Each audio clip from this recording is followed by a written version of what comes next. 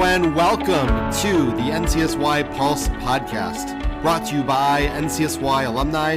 My name is John Ackerman, and I am joined today by Kraut of Southwest NCSY. Welcome, Chana. Thank you so much for having me, John. I'm so excited to be here. It's great to have you, and you just started the semester at George Washington University. How's that been going so far? It's going so well, thank God. I have a great support group here with two Chabads, a Hillel, Meor, all these amazing organizations. Plus, the NCSY family has been amazing so far. So I'm glad to hear that you're engaged on campus, but we'll get back to that in a little bit. Let's take a little bit of a step backwards here. Tell us how you got involved in NCSY and JSU. You're originally from Houston, Texas, correct? Yes, that is correct. Okay, give us some backstory. What got you involved? How did you get started with us?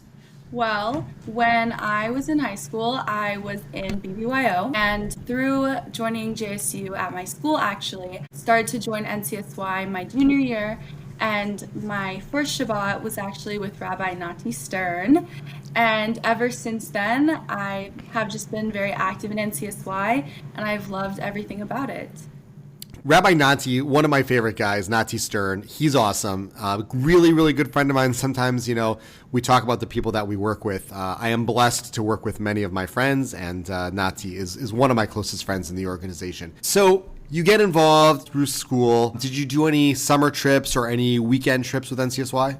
Yes, so I did go on a few Shabbatons as well as many Shabbat dinners, and have celebrated many holidays with NCSY.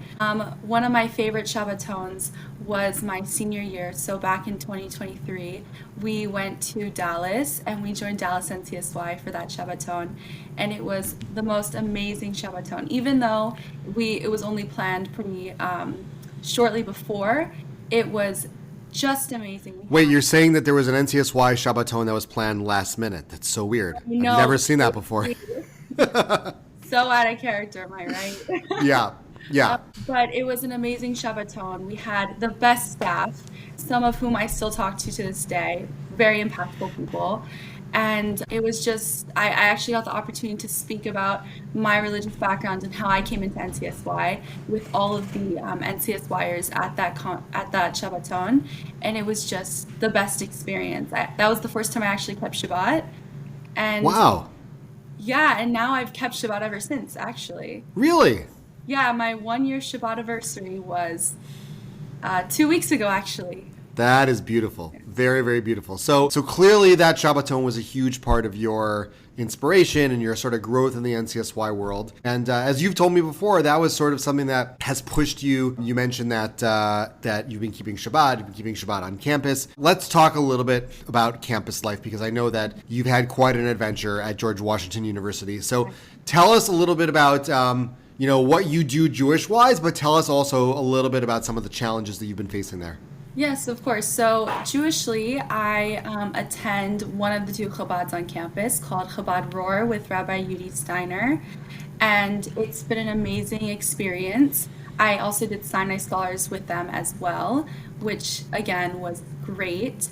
I feel like I really grew a lot as a Jewish student, and I got so many other perspectives of different types of Jews on campus. Again, I'm in the Judah Fellowship, so also planning events and being on GW for Israel board. I have been planning a lot of events that coincide with the Judah Fellowship, as well as I'm also an active member of Stand With Us, so I work a lot with them. And, great. I'm actually a fellow for them this year. So amazing. So I have been planning vigils for the recent events that have taken place in Israel, as well as just highlighting Israel's diversity and highlighting different Jewish perspectives and kind of breaking down stereotypes on my campus that are very apparent of Jews all being white and just along that line of the misinformation. Right. That's a lot, and the things you're doing to combat everything is really listen, I remember being in college, and I could barely just even keep up with school. What you're dealing with, even outside of just your classes, is a tremendous amount. Have you seen anything on campus that in particular, really kind of got to you and kind of pushed you into taking on more of these roles, working with Stand With Us and working with different organizations to, at the same time, bring more awareness to sort of, what Israel is and who the Jews are, but also maybe to combat some of the negativity that you've been seeing? Absolutely. So I am an international affairs student, but I'm doing a Hebrew Arabic joint minor. So with that comes with being in a lot of classes with people who do go to rallies and protests and who are very active in the just advocating for the conflict, either in like a pro-Israel way or an anti-Israel way. And so because of that, I've experienced a lot of things, a lot of words against me. I was actually tabling for the hostages around like mid-October. I actually got spit at by one of my classmates. Wow. Yeah, I've seen awful. By somebody that you knew. When you say a classmate, it wasn't like a random person. It was somebody who knew you. We've shared notes before. Wow. Yeah. And that was a very hard thing to come to terms with, because at first I kind of didn't know how to react. And I looked at the person that was next to me and I made sure she saw the same thing, and I wasn't just paranoid or making it up. But shocker, I wasn't. And I actually spoke with my coach in Olam Sold. I spoke with my amazing coach Sharona, and we really talked about the intention behind that and how that relates to me being a Jew. And we really unpacked my feelings about that. And that really pushed me into saying, yes, I'm American. I was born here, I was raised here, but at my core, I'm Jewish. And I knew that. But that experience was really a catalyst for me, at least, saying that at the end of the day, even though I'm American, like I can't hide behind that. Like I am Jewish, this is who I am, and I can't sit here and just ignore it or shut it off, because it will always be a part of me. So when I walk around campus and I see posters and I see stickers and I see things that I wouldn't want any other Jew to see, I think to myself, like I have a duty, I have an obligation as a Jew to help right this, even if I can't fix it by myself. I have to do something. Wow. I have to be proactive and not reactive. The way you've turned around such a potentially negative environment, a negative situation, to make it positive for yourself as really a beacon for the entire Jewish community it's amazing. It's inspirational. All the words that we kind of use, and I don't want to throw them around because I don't want this to be a generic event. The fact that you're standing up and obviously standing up with others, but to the anti-Semitism and to the negativity that you face it is inspiring. I'm just curious, after you were spit on, did you ever, you knew this person, did you ever confront them? Was there ever a follow-up conversation or anything that occurred? I can't imagine sitting next to them in class the next day or the next week and it's like, oh, hey, you spit on me yesterday. Was there ever anything that happened after that? With that person, I've experienced a lot of dirty looks. I also think that because that person was in charge of SJP at the time, and I believe that they're still in charge of SJP, I feel a lot of negativity coming from other students, whether it's because like they've seen me, either like I made an appearance on Fox News, I did an interview with them, whether that's where they saw me and they know my opinion, or if it's because of my interaction with that person, or whether it's me being at rallies or just my presence on campus. I think that I've experienced negative interactions with that person, but also other people. That's very tough. Has that affected friendships, relationships? Obviously, these are people in classes, but any real relationships that you've had? I have lost a few friends, but I'm very fortunate that I have so many people around me. I know you mentioned like that I'm standing up, but there's other people standing next to me. That's been what really has been getting me through. Just the abundance of a pro-Israel space on campus. Being on board for GW for Israel has really, really helped, because not only do we do things in a political way, but also we partner with the Chabad and we do religious things. We also do social things. Like it's not just about Israel policy, it's about being in a Zionist space. And that's really helped as well. Now, you mentioned you're a Judah Fellow, one of our crew. We're really excited to have you back for a second year. And you mentioned Rabbi Nati as the person who recommended you for the Judah Fellowship, and a good friend of mine. As somebody who was very involved in NCSY in high school, and you mentioned the different Shabbatons and the Jewish club and, the Shabbat dinners, do you think that any of this was helpful in terms of kind of preparing you for your Jewish life on campus. Obviously, there's nothing that would have fully prepared you for what you were going to experience. But in terms of what you did and your participation in high school before you went to campus, the people like Rabbi Nati that you were associating with, did that help you in terms of all of the different things that you're doing right now?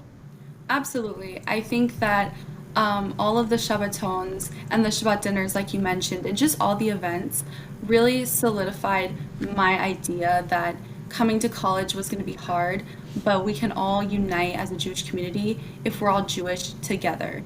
So being in that Jewish space is definitely a start to forming those friendships. And even after I graduated, Rabbi Nati has always checked in on me, especially at the end of last semester with the encampments. Like he really did make an effort to reach out and ask how I was. And Rabbi Lumner sometimes sends me seminary flyers because he still remembers our conversation that we had at Yarchei Kala 2 years ago. So just people like Rabbi Nati, you never graduate and say goodbye. You just say, I'll see you later, because they're always going to be there for you. It's never one foot in the door. They always have both feet in. And that's amazing about NCSY is that they're always here for you. There's always a community. When you're in high school, when you're an alum, after you graduate, they have young professional programs. They have Olami Sold. All of them are connected and they're all with you. Well, you're making my job a lot easier because you're quite the salesperson for all the different things that we do. So thank you for that. But you mentioned my guys, Rabbi Lumner and Rabbi Nati Stern. They're two of the best. And, I know that they're still in touch with you because I hear about it all the time.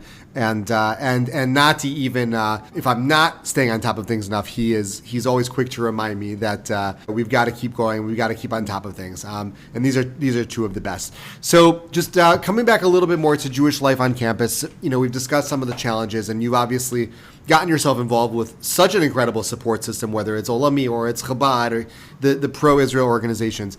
What about just practical Jewish life? You mentioned you've been keeping Shabbat, which is really outstanding. What's it like with food, kosher food? Is there kosher food? Have you had to learn to cook? Tell us a little bit about that. Okay, so I'm really fortunate to the fact that our campus has a Hillel cafe. So I have access to kosher food. We also have a kosher restaurant right next to campus, which is called Char Bar. Highly recommend. And that's also been a great help.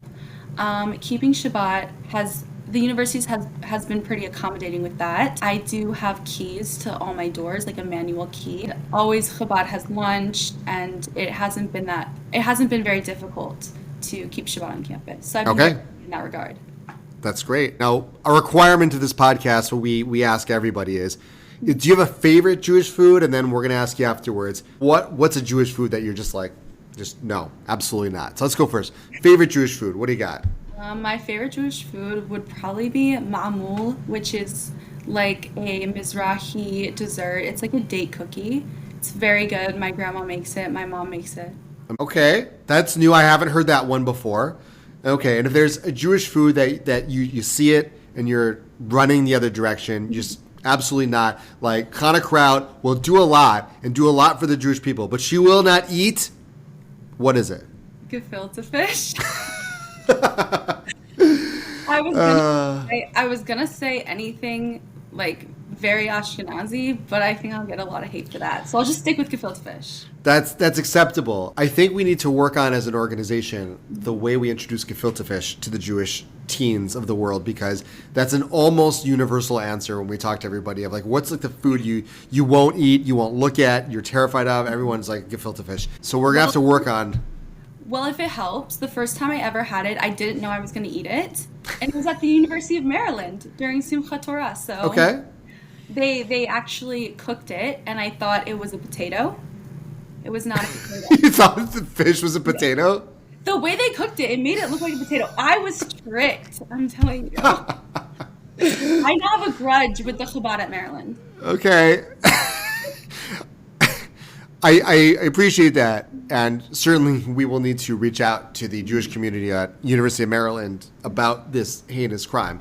But also, I feel like I need to put some of the responsibility, some of the onus on you for mistaking fish for a potato. But yeah, clearly we'll come back to that another time. I know we're short on time, and you have a lot going on. So let's wrap up here. First of all, you mentioned Nati Stern. You mentioned Rabbi Lumner. Is there somebody you would like to thank in the NCSY world for helping you get to where you are today?